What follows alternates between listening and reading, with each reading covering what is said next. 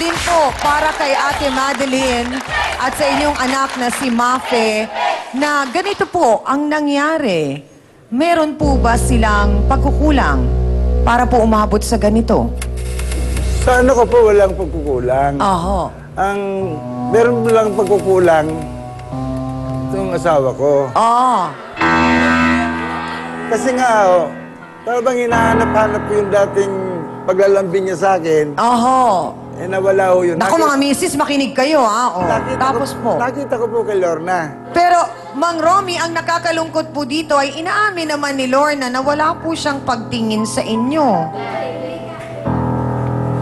Eh, bakit ho nangyari sa amin niya? Wala siyang pagtingin sa akin.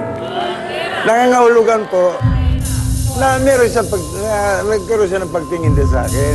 Hindi po ba? Ang isa pa hong pinupunto ni Lizelle, pinilit daw po ninyo siya. Pinilit niyo po ba si Lizelle? Hindi ko Tumanggi daw po siya sa inyo. Hindi ko po siya pinilit. Ang nangyari po niya ganito. Aha. Naglalaba po siya. Aha. Kuya, meron ka ba bang ikang maruming damit na iba dyan? Tapos Aha. meron. Akin na ika, kuya. At lalabang ko na. Aha. Hindi nila ko naman, ika, kusad lang.